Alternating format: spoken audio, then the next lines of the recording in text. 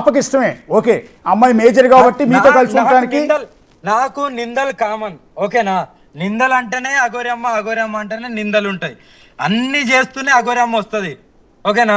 దేనికి కూడా వెనకాడే ప్రసక్తి లేదు, భయపడేది అస్సలు ప్రసక్తి లేదు. ఇప్పుడు నేనైతే ఒకటే చెప్తా అండి, నాకు కానీ అఘోరమ్మకి కానీ ఏదైనా ప్రాణహాని జరిగి మమ్మల్ని బలవంతంగా ఏదైనా చేసినా కూడా మాకు థ్రెట్ ఉండేది మా ఫ్యామిలీ ద్వారా, ఆ విష్ణు ద్వారా. అంటే అఘోరి అమ్మని ఏమన్నా చేసే ధైర్యం ఎవరికైనా ఉంటుందా? ఏమో అంటే కారు ఎక్కడ ఆపుకుని నిద్రపోతున్నప్పుడు ఏదో ఒకటి చేయొచ్చు కదా. మొన్న ఏం చేశారు, గుజరాత్ వస్తే మా హర్షణ ఏం చేశాడు, ఒక కత్తి లాంటిది కొనుక్కొచ్చాడు, సూది లాంటిది, పోలీసులు లేకపోతే పొడి చేద్దామని. నాతో నా కళ్ళ ముందే మాట్లాడుకున్నారు, నాకు చూపించారు కూడా వెపన్. అది ఏది అఘోరి గారి పైన దాడి చేసే ప్రయత్నం. నన్ను పంపించకపోతే ఎదురు తిరిగితే పొట్లో పొడి చేద్దామని చెప్పి అది కొనుక్కొని వచ్చారంట. చూసారా, మిమ్మల్ని పొడి చేయడానికి ఒక కత్తి కూడా తెచ్చారంట అఘోరి అమ్మ. అది నేను చూడలేదు, ఆ అమ్మాయి చూసుంటదా. నేను ఎందుకంటే లేదు హోటల్ రూమ్కి వెళ్ళాక నాకు చూయించి నేను నిద్రపోతున్నానండి, పడుకున్నాను. నేను పడుకున్నాను అనుకుని మాట్లాడుకున్నారో ఏమో తెలీదు. బా జస్ట్ మిస్ అన్నా, పోలీసులు లేకపోతే పొడి చేసేవాడిని అని చెప్పని హర్ష అన్నాడు. సర్లేరా, పోలీసులు ఉండడం వల్ల బతికిపోయిందిరా, అది లేదంటే నా చేత ఆ జుట్టు కోసి తీసుకొచ్చేవాడిని అని చెప్పని విష్ణు. అంత సీన్ లేదు చిన్ను, ఎవరికి చెయ్యేసే అంత ధైర్యం లేదు, అంత దూరం లేదు.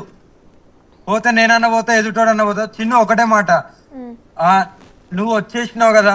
అవును, నేను పూర్తిగా వచ్చేసాను. నేను ఇప్పుడు కాదు, లాస్ట్ టైమే పూర్తిగా వచ్చేసాను. చిన్ను ఇటు విను, లోకం ఏమనుకుంటది, పక్కోలు ఏమనుకుంటారు అనేది అవసరం లేదు, ఓకేనా. పెళ్ళైంది కదా, పెళ్ళైంది, నీ ఇష్టపూర్వకంగా నన్ను స్వీకరిస్తున్నావు, నా ఇష్టపూర్వకంగా నిన్ను స్వీకరిస్తున్నాను, మన ఇద్దరు మనసులు కలిసాయి. సో జీవితాంతం ఇద్దరం ఇలాగే కలిసి ఉండాలి మనం 100%. పోతే ప్రాణమైన పోవాలి కానీ ఒకళ్ళు వచ్చేంత మాట అయితే పడదు కదా. ఘనంగా ఒక జ్యోతిర్లింగంలో ఏదో ఒక జ్యోతిర్లింగంలో వాళ్ళకి ఫోన్ చేసి చెప్తాను, ఘనంగా లైవ్ పెట్టి ఘనంగా పెళ్లి చేసుకుందాం ఇప్పుడు. ఓకే, ఘనంగా, ఊరికే కాదు, ఘనంగా చేసుకుంటాం. మూడోసారి పెళ్ళి అంటావా? మూడోసారి పెళ్ళి అంటావా? మూడోసారి. వన్స్ టెంపుల్, అమ్మవారి టెంపుల్ దగ్గర అయింది మాకు, పసుపు కొమ్ముతో పసుపు తాడు వేశారు. సెకండ్ మా ఇంట్లో వాళ్ళ దగ్గర చైన్ వేశారు, గోల్డ్ చైన్. ఇప్పుడు ఏదో ఒక జ్యోతిర్లింగంలో నేను ఇప్పుడు కాల్ చేస్తాను. జ్యోతిర్లింగం ఎక్కడైతే బాగుంటది అనేది నేను చూసుకొని నేను ఆ జ్యోతిర్లింగంలో వాళ్ళకి నేను కాల్ చేస్తాను.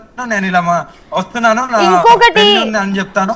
ఇంకొకటి, నీవి నెంబర్స్ ట్రాపింగ్ లో ఉన్నాయి, నాకు ఇచ్చిన పర్సనల్ నెంబర్ ఒక్కటే యూజ్ చేయి ఈ లైవ్ అయిపోయిన తర్వాత. ట్రాపింగ్ చేస్తే పెద్ద మ్యాటర్ ఏం కాదు. మంగళగిరి పోలీసులు కూడా సార్, నేను కంప్లైంట్ ఇచ్చి వచ్చేసాను కదా, ఇటు వినండి ఒకసారి. నేను కంప్లైంట్ రాసి వచ్చేసాను, ఎవరు బలవంతం లేదు, నా ఇష్టపూర్వకంగా అఘోరమ్మతో ఉండడానికి వెళ్తున్నాను అని.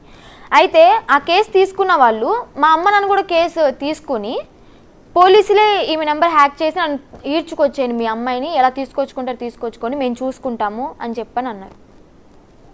అంటే నేను ఒక మేజర్ని, నా ఇష్టపూర్వకంగా నేను రాసి ఇచ్చి వెళ్ళాను అంటే నా కేసు పనికి రాలేదు, విష్ణు వాళ్ళు ఇచ్చిన కేసు పనికొచ్చింది. అంటే నా ఇష్టంతో పని లేదు.